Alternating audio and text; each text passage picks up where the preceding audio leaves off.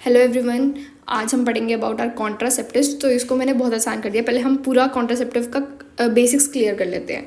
पहली बात तो ये कि हमारा जो कॉन्ट्रासेप्टिव्स ओसीपीज होते हैं ना, these are safe in CEO, ठीक है। Colon cancer, ovary cancer, endometrial cancer, but these are not safe in other, like कोई थ्रोम्बोएम्बोलिज्म हो रहा है या फिर कोई उसको कुछ और बीमारी लाइक एबनॉर्मल यूट्राइन ब्लीडिंग है, तो it is not safe in that.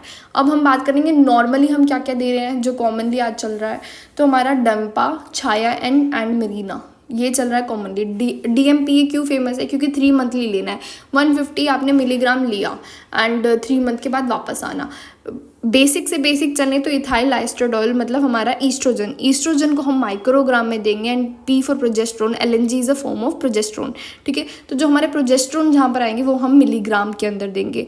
हम नॉर्मली छाया एन देते हैं, माला एन, जो हमारा निःशुल्क वाला होता है ना, तो निःशुल्क वाला देंगे हम माया।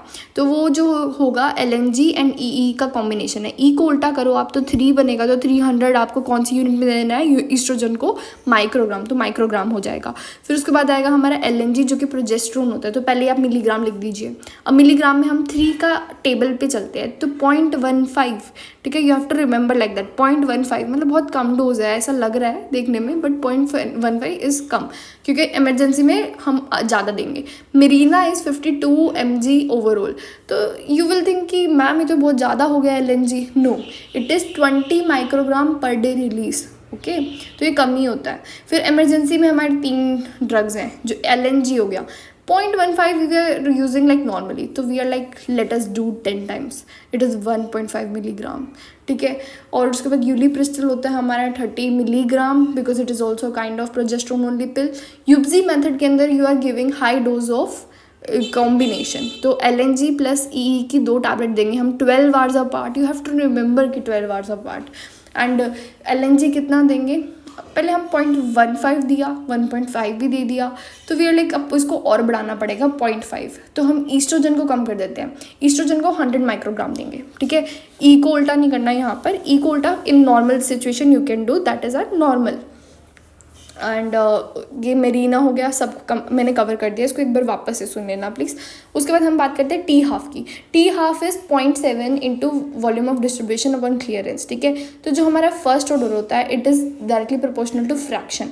तो हमारा टी हाफ में हाफ द फ्रैक्शन हो जाता है। कोई क्वेश्चन करेंगे तो आपको पता चलेगा, बस फर्स्ट ऑर्डर मीन्स फ्रैक्शन याद रखना आप।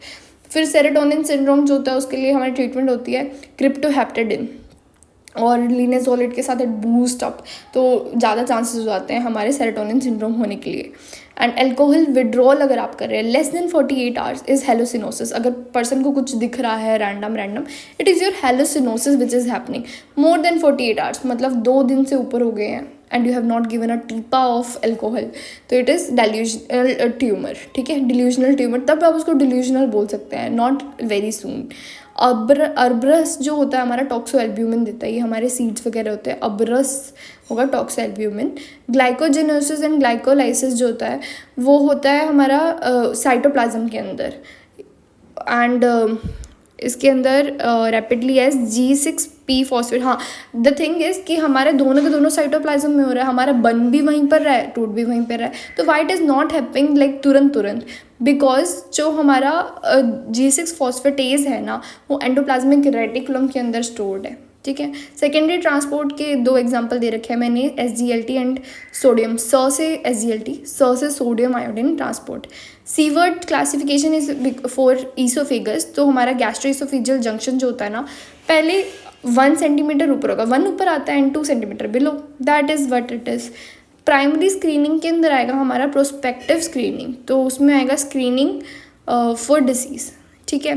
फंक्शन में आएगा हमारा इंटरनल रोटेशन में, मैंने कहा था ना मैं अधीरा सब पढ़ाऊँगी, तो हमारा सब स्कैपुलरिस का ट्रिक होता है ADIRA plus external rotation is for latissimus dorsi. तो ये हमारी स्पाइरल वाली होती है, ट्विस्टिंग वाली मसल होती है, ठीक है। तो लेटिसिमस डोर्साई में हम बोलेंगे अधीरा, मतलब adduction, internal rotation with external rotation, ठीक है।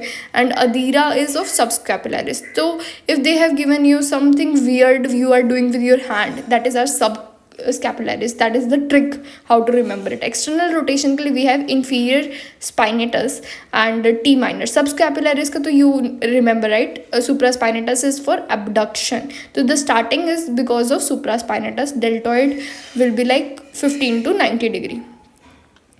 Okay, we will remember the function of our shoulder.